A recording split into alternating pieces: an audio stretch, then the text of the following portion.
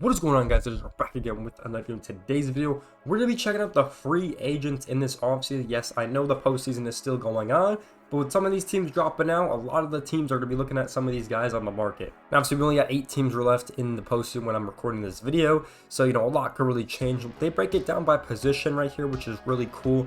But a lot of interesting guys are going to be on the market, and they cover, a lot of guys, a lot of positions. So let's just kind of get right into this one. So how they rank this is by WAR. So you can take a look at Kyle Higashioka, it's at 2.9, and we get down to Maldonado, who has the worst WAR, right? So that's kind of how they break it down on who's kind of the best player. If you guys don't know what WAR is, it's wins above replacement, so how many wins are going to able to get that team. We obviously have Kyle Higashioka, probably the best catcher for the Padres right now, as you guys know. The club option should be extended on Travis. I really would be interesting if the Braves didn't extend him. I just feel like that doesn't really make sense. I do know they have the other catcher in Sean, right? Sean Murphy over there, right? I couldn't think of his name. But if they didn't extend him, I think a lot of teams would look to pick him up as a DH or a catcher. A lot of interesting guys as we take a look. We obviously have the Blue Jays catchers up.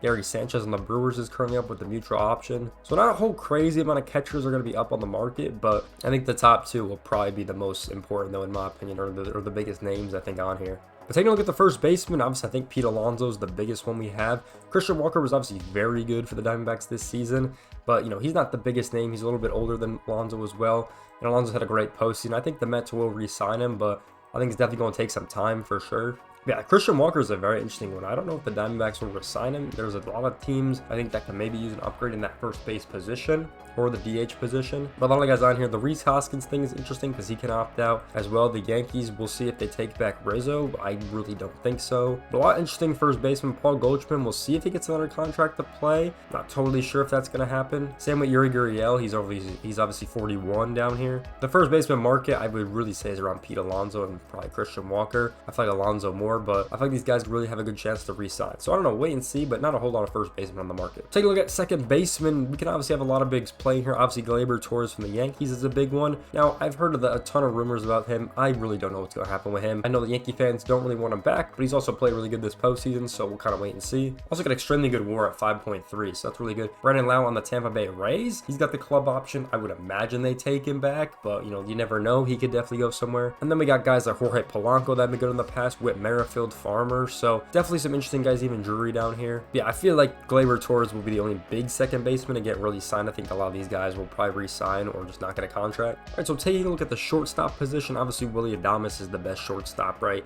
He's been really solid, and honestly, I feel like the Brewers have to re-sign him. I feel like it would just be really dumb if they didn't, in my opinion. But once again, it's like, all right, who needs a shortstop now? That's the big question. And then there's only and we've seen that a lot of shortstops get signed over the past couple of years. Kind of hard to find a team that would need one. I'm not sure. I feel like Willy Adames will re-sign with the Brewers though, but we'll just wait and see. Obviously at that 8.0 WAR, which is extremely good. And obviously scroll down from here. I feel like the big one is Ahmed Rosario. He somehow seems to get traded in every trade deadline once again. So I feel like someone's going to pick him up. Jose Iglesias on the Mets, obviously had a great comeback season, right? I feel like he's going to get a contract. We got Michael Rojas and then Kim are the other really good WAR players on this list. So going to be interesting to think about as well Brendan Crawford. So kind of wait and see what happens with him. Obviously, third baseman, we got some big players on this list. Alex Bregman is probably the biggest one. You imagine he would re-sign with Houston, but people just don't know what's going on with him. Eugenio Suarez is another one, obviously on the Diamondbacks right now. His club option will definitely get extended for sure because the Diamondbacks have a decent amount of guys up, so I imagine he'll get extended. Yoan Moncada is the interesting one on the White Sox. I feel like they're going to extend him as well because they might trade him, over the trade deadline and everything like that. Just because the White Sox don't really have much going for him. I think Gio Urshela could be a good one as well. I feel like he's not talked about a whole lot, but I feel like he could get a contract somewhere. The third baseman market is not really that big this offseason. I feel like we haven't had a really big third baseman market in a while because a lot of guys just get moved over there, I feel like. It's not like a primary position anymore. I feel like a lot of players just get moved over to third just because they've got to put you somewhere because of your bat. That's kind of how I feel like it is in my opinion. Now looking over at the left fielders, we have some pretty big names on here. We've also got Tyler O'Neill on here from the St. Louis Cardinals, a free agent. Jackson Profar, obviously on the San Diego Padres. Mark Canha once again is on this list. Michael Conforto, some former Mets, some Giants players right here. Alex Verdugo is an interesting one. I don't know if the Yankees will resign him, so I think this is a big one to kind of keep your mind on as well. Tommy Phane's another interesting one. He's currently on the Royals right now, so helping that team try to go all the way. We obviously got guys like Jesse Winker on the Mets right now. A lot of good left fielders that we've seen over the last couple of years. My favorite player, Travis Jankowski, is also a free agent, hoping he gets re-signed, but Wait and see, a lot of left fielders on the market that are pretty good. Now, center field, not as much. I think the big ones, if Cody Bellinger does opt out, he'll obviously be the big one. I don't think he will, just because the Cubs were pretty competitive, and I don't think he's going to get a better offer anywhere else. Harrison Bader, obviously on the Mets this season, obviously could get a great contract. I'm expecting him to probably re-sign with New York, but we'll kind of wait and see what contract he's got. He's been tossed from the league ever since he left the Cardinals, so definitely a lot of teams could probably pick him up. Michael Taylor's another one that's a really good player, but I feel like it's only really the 3-4 kind of players that are going to move around at all. Obviously, right field, we got Juan Soto. We saw him at the beginning one, but we got a lot of good right fielders on here. So Juan Soto's obviously the big one. New York's probably going to try to do everything in their power to re-sign him.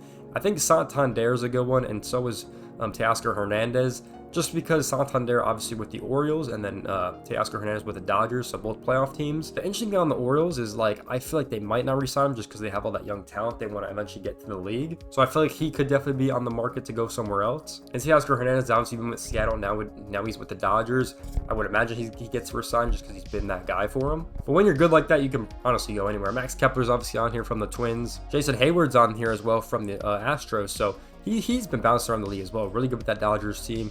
Obviously with the Astros this season. But he's a really interesting player that I feel like will get signed somewhere for some reason. But yeah, definitely an interesting right fielder market. A lot of decent players on here. All right, so moving on to the designated hitters. I feel like Marcell Ozuna will probably get re-signed with the Braves. With the club option, I mean, he's been really solid for that team. One of the best designated hitters, obviously besides Ohtani, in that National League. So definitely feel like he's going to get re-signed. Pretty sure Jack Peterson's on the Giants, so I imagine he would re-sign, but we never know. JD Martinez is on the block as well, obviously with the Mets this season. Andrew McCutchen, we'll kind of see if he gets re-signed by the Pirates. I feel like he probably will, or he'll just going to end his career right there. Eloy Jimenez, I want to talk about because he's on the White Sox. I feel like this is going to get extended because I feel like he could have a better year and they might trade him, but I feel like they're just not going to let him go. You know what I'm saying? I feel like that doesn't make sense for the White Sox to do that just because I personally think he still has some kind of a name out there as a brand for the team, so I feel like they would keep him on.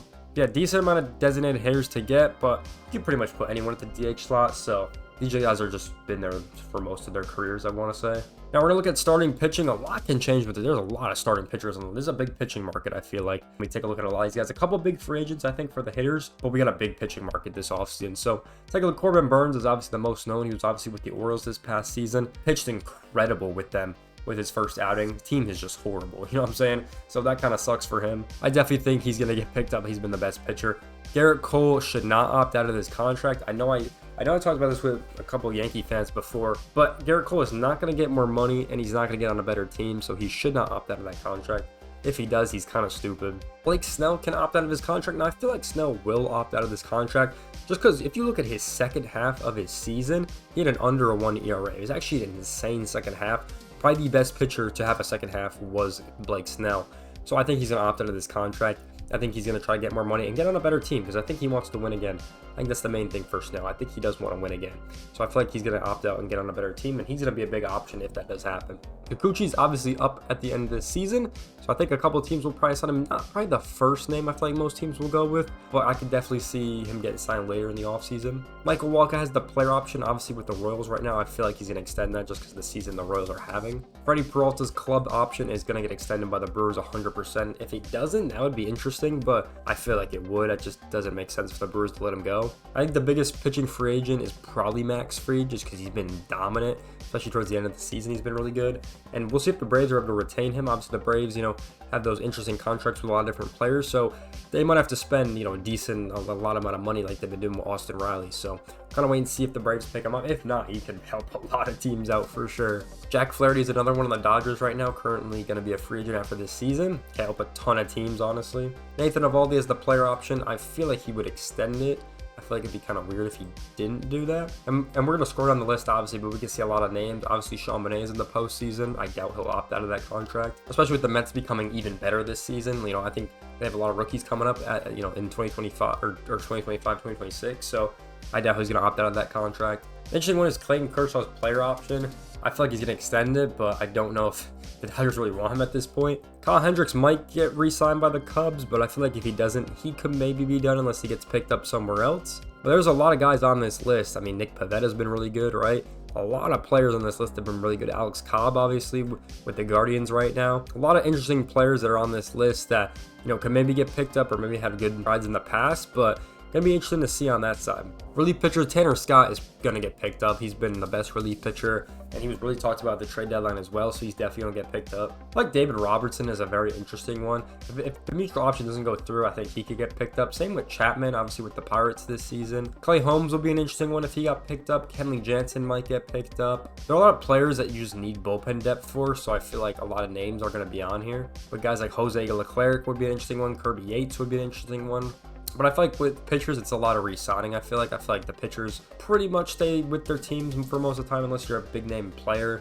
I feel like the pitchers most of the time are gonna re-sign with the teams they're on. You can just see as we scroll down a lot of pitchers, especially some aging pitchers getting up here. And wait and see on some of these vets, because literally all these guys are veterans. So, but what do you guys think is gonna happen in this market? It's gonna be very interesting with all these teams that can opt out and stuff, and club options and player options and neutral options. But who do you think is going to go with a new team? What are you guys' predictions with all these players in the offseason? Because there's so many guys that are free agents. So it's going to be a good market. I think mainly a pitching market. There's a couple big name players that could potentially make moves and could move teams or maybe re-sign. But I feel like it's a mainly pitching market. What are you guys' thoughts about that? Well, that being said, I hope you guys enjoyed this video. Make sure to like, comment, subscribe. I'll see you guys in the next one. Peace out, everyone.